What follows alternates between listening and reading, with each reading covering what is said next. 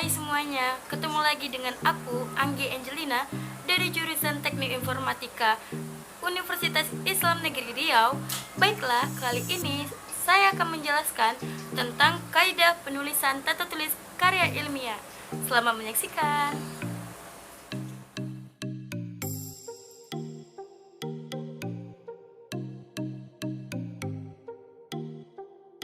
Pada kaidah penulisan karya ilmiah terbagi atas beberapa macam.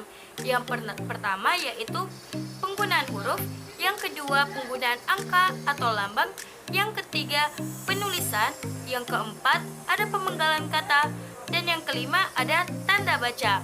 Saya akan menjelaskan satu persatu tentang judul tersebut. Kita masuk kepada judul yang pertama yaitu penggunaan huruf kapital, di mana penggunaan huruf kapital terbagi beberapa penggunaan. Yang pertama yaitu yang A, awal kalimat. Seperti contoh yang telah saya berikan, kita tidak tahu maksudnya, di mana kata kita di awal hurufnya menggunakan huruf kapital yaitu huruf K. Lalu yang kedua, setelah petikan langsung, yaitu polisi berkata, tolong tunjukkan SIM dan STNK, di mana pada kutipan 2 setelahnya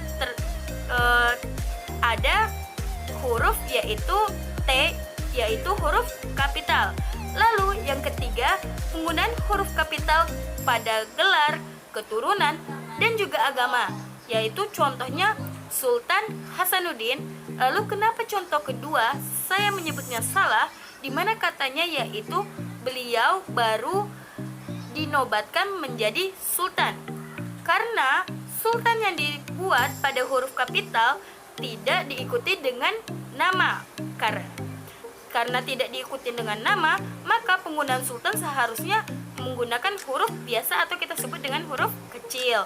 Selanjutnya ada penggunaan huruf kapital pada nama bangsa, suku, dan juga bahasa. Contohnya itu bahasa Indonesia. Lalu yang selanjutnya penggunaan huruf kapital adalah huruf pertama nama orang. Contohnya nih, nama saya Anggi Angelina, di mana huruf awalnya A dan A menggunakan huruf kapital. Jangan membuat nama dengan huruf kecil di awal kata.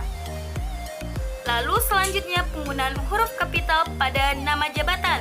Contohnya Gubernur DKI Jakarta, di mana Gubernur menggunakan huruf kapital, DKI Jakarta menggunakan huruf kapital karena menunjukkan sebuah lokasi atau letak geografis. Lalu mengapa saya mengatakan pada contoh nama jabatan yang kedua itu salah? Tahun ini pemilihan gubernur. Mengapa? Karena gubernur tidak diikuti namanya, maka harusnya kata gubernur tidak menggunakan huruf kapital. Saya terangkan bahwasanya huruf kapital akan menggunakan huruf kapital apabila diikuti dengan nama. Namun, jika sebuah kata tidak diikuti dengan nama, kita tidak bisa menggunakan dengan huruf kapital. Selanjutnya, nama, tahun, bulan, dan juga hari. Contohnya, bulan Juni tinggal beberapa detik lagi. Bulan Juninya kita lihat bahwasanya Juni tersebut menggunakan huruf kapital yaitu pada huruf J. Lalu selanjutnya letak geografis. Contohnya Asia Tenggara menggunakan huruf besar atau huruf kapital pada Asia dan Tenggara yaitu di bagian T-nya. Lalu di mana kata salah pada garam Inggris, di mana kita ketahui bahwasanya garam Inggris bukanlah sebuah letak geografis, melainkan sebuah nama bahan makanan. Maka seharusnya garam Inggris pada bagian Inggrisnya tidak menggunakan huruf kapital. Selanjutnya pada judul, yaitu bukunya berjudul Membongkar Gurita. Itu dikatakan contohnya benar karena judul bukunya pada awal kata judul menggunakan huruf kapital. Selanjutnya singkatan nama gelar. Contoh DR yaitu doktor, lalu prof yaitu profesor. Selanjutnya ada unsur lembaga atau yang ada unsur lembaga termasuk dokumen, nama lembaga, dan lain-lain. Contohnya Republik Indonesia, di mana Indonesia sendiri menggunakan huruf kapital pada huruf I-nya. Lalu selanjutnya, mengapa contoh kedua salah? Seperti yang saya ingatkan tadi, apabila sebuah kata tidak diikuti dengan namanya, kita tidak bisa menggunakan huruf kapital. Menjadi negara republik, seharusnya republiknya bukanlah huruf kapital. Lalu yang terakhir, penggunaan huruf kapital pada kata sapaan. Apa sih perbedaan kata sapaan dengan kerabat? Nah, kata sapaan misalnya saya contohkan seperti bagaimana kabar Bapak? Maka penggunaan kata Bapak, B-nya menggunakan huruf besar. Lalu pada kerabat, hormati bapak ibumu, di mana penggunaan bapak dan ibu tidak menggunakan kata kapital. Maka itulah perbedaan antara kata sapaan dan kata kerabat. Saya ingatkan sekali lagi, penggunaan kata kapital digunakan apabila sebuah kata diikuti dengan namanya. Namun, jika sebuah kata tidak diikuti dengan sebuah nama, maka kita tidak bisa menggunakan sebuah huruf kapital. Oke? Kita masuk ke judul selanjutnya, yaitu penggunaan huruf miring, bukan kepala yang miring ya. Yang pertama yaitu penggunaan huruf miring pada nama buku, majalah, dan surat kabar. Contohnya, buku itu berjudul Anonymous, di mana kata Anonymous sebagai judul buku diawali dengan huruf kapital pada A-nya.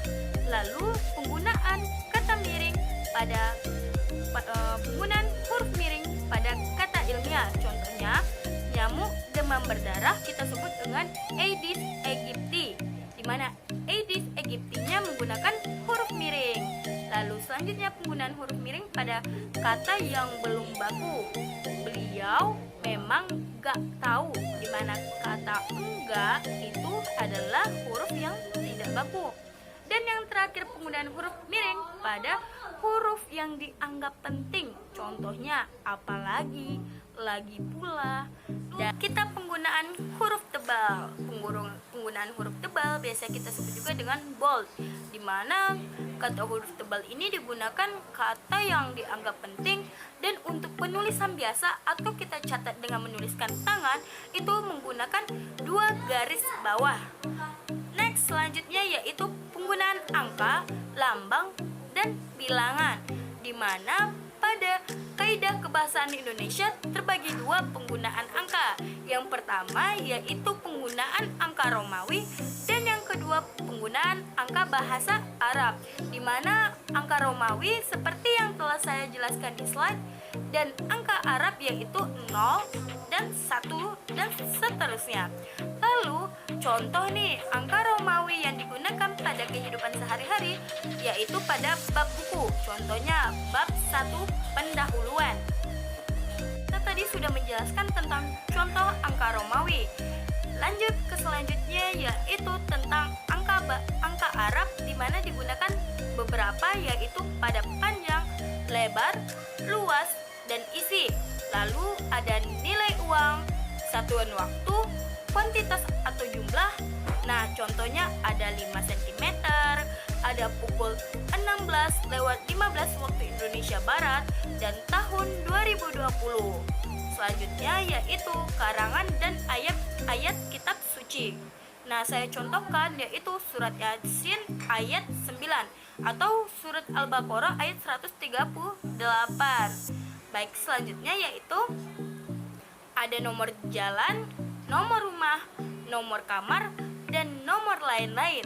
Contohnya jalan Tuanku Tambusain nomor 1, atau nomor saya, nomor rumah saya yaitu nomor 36.